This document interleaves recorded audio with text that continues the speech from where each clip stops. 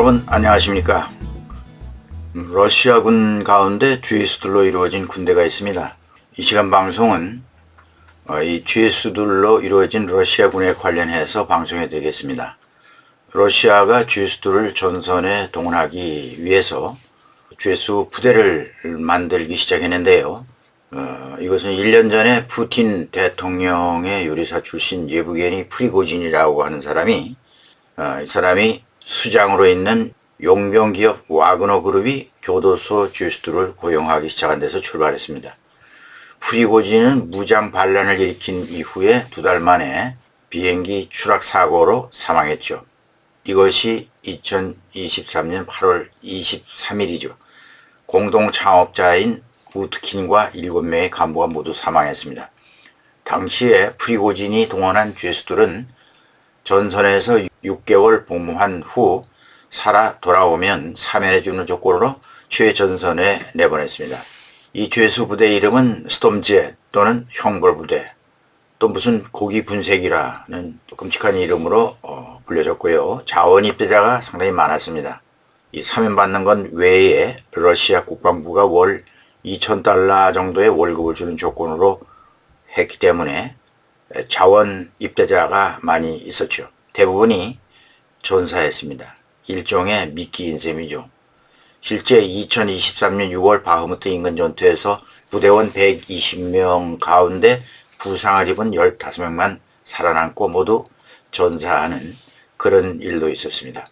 네, 결론에 해당되는 말입니다만 왜 이런 GS 부대가 나오게 되는가? 이것은 러시아군 병력이 부족하기 때문이죠. 러시아가 점령한 4개 주 지역의 긴 전선을 우크라이나군의 반격을 물리치면서 이것을 지키기에는 턱없이 부족한 병력입니다. 그래서 군사훈련을 제대로 받지 못해도 바로바로 전선에 투입할 수 있는 인력이 필요했는데 바로 GS들인 겁니다. 물론 배후에 정규군이 대기하고 있다가 불리한 상황이 벌어지면 정규군이 나섭니다. 그렇지만 점령지 방어선에서 밀리지 않기 위해서는 계속해서 병력을 투입해서 말하자면 총알바지가 필요했던 겁니다. 그렇기 때문에 러시아 정부는 이 스톰젯 부대를 처음에 정규군으로 인정하지 않았습니다. 인정할 수가 없었죠. 떳떳하지 못한 반인륜적인 부대니까 말이죠. 러시아가 동원한 병력이긴 하지만 공식적으로 인정을 받지 못했었습니다. 그러니 러시아 전사자 중에 사망자 통계에도 들어가지 못합니다. 이 GS 부대 동원은 국가가 나서서 한마디로 인간의 생명과 존엄성을 부정하는 이른바 국가가 죄수이지만 자국민에게 폭력적 행위를 자행한 공공연히 저지른 그런 범죄적 행위라고 할 수 있습니다. 이 총알바지 군대인 GS 부대도 프리고진이 사망한 이후에 처우가 조금씩 달라지기 시작합니다. 처음 우크라이나 전선에서 살아온 자들은 사면에서 풀어줬지요. 2023년 1월 5일 러시아 일간 텔레그라프가 프리고진의 말을 이렇게 실었습니다. 형벌부대원 사면 소식을 전하면서요. 그는 이렇게 말했죠. 이들은 조수부대 중 처음 풀려나는 것이다 라고 크게 밝혔습니다. 그리고 풀어주면서 마약, 성폭행, 만취 따위는 하지 말라면서 조언도 해서 고향으로 보냈습니다. 사면에서 풀려난 이들이 고향에 돌아가서 얼마 있다가 사회 문제를 일으킨 일이 벌어지기 시작합니다.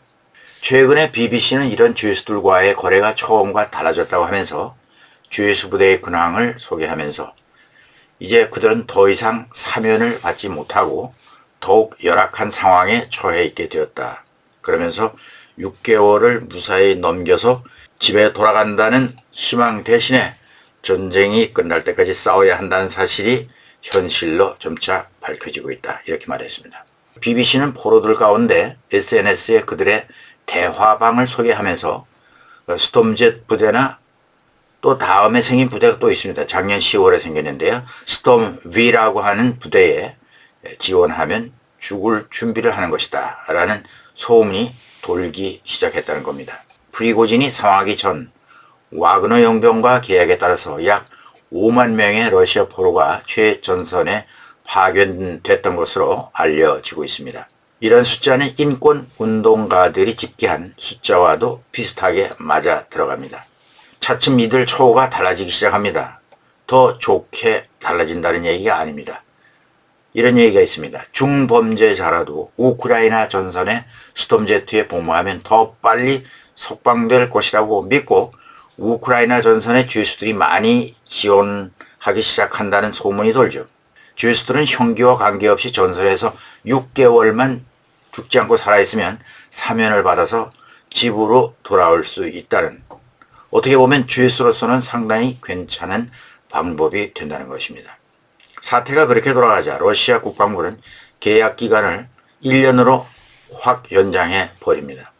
그것도 그럴 것이 일반 군인들의 생각으로는 어떤 면에서는 죄수들이 정규군 병사들보다 더 특권적인 위치에 있는 것처럼 보였죠. 차츰 이것이 정규군 병사와 그 가족들에게 알려지면서 불만을 갖게 됩니다. BBC가 러시아 수감자 소셜미디어에서 이런 내용을 밝혀냈습니다. 모스크바가 특별 군사 작전이라고 부르는 작전이 끝날 때까지 최전선에 머물러야 한다. 이런 대화 내용이 나오는데요. 말하자면 계약이 자동적으로 연장되어서 사면을 받지 못하고 바로 집에 갈 수도 없게 됐다는 그런 내용입니다. 이런 내용이 이제 돌고 있는 거죠. 이는 계약이 만료되었다고 해서 계약이 실제로 종료되는 게 아니라 갱신될 수 있다는 것을 의미하기도 한다는 것입니다. 묘하게 국방부가 계약 관계를 비틀어서 돌려보내지 않는다는 거죠. 완전한 석방을 받을 수 있는 방법이, 유일한 방법이 있다면 이런 겁니다.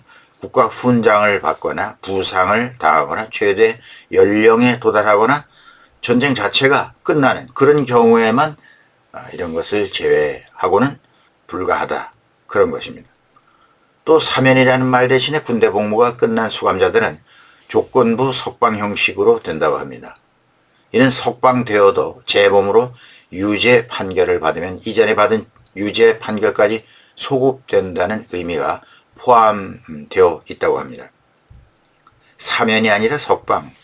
BBC는 채팅방에서 자신들이 이 부대의 최전선에 있었다고 말하는 남성들의 게시물을 많이 검토했습니다. 그럼 훈련은 어떻게 되느냐? 이 죄수부대 훈련입니다. 죄수부대의 군사훈련은 어떻게 되는가? 스톰 V 부대의 대부분은 파견되기 전에 10일 정도 범위 안에서 훈련을 받습니다. 불과 3일에서 5일 사이에 훈련을 받는데 이렇게 해서 전투에 투입이 됩니다.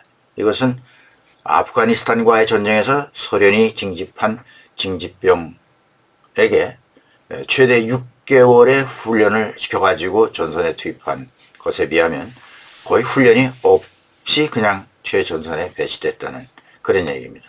그야말로 하나 총알바지가 되라는 거죠.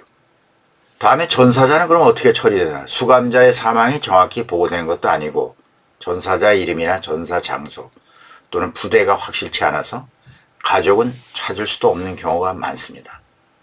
또 러시아군 가운데는 전투 중에 사망한 동료의 시신을 회수하지 않고 그냥 방치해 내버려 두고 떠나는 사례가 많아서 많은 경우 가족들에게 인도되지 않는다는 겁니다. 한 죄수 병사의 어머니는 채팅방에서 이런 말을 합니다. 이 지옥은 결코 끝나지 않을 것입니다.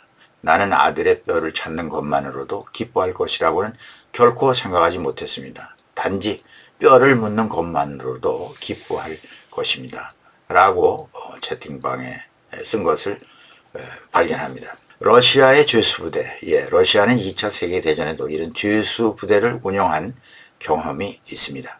우크라이나 전쟁을 통해서 그 반인륜적 죄수부대 운영 실태가 점점 여러 가지 모양으로 밝혀지고 있습니다. 네, 오늘은 여기까지 하겠습니다. 시청해 주신 여러분 감사합니다. 김정구 GTV였습니다.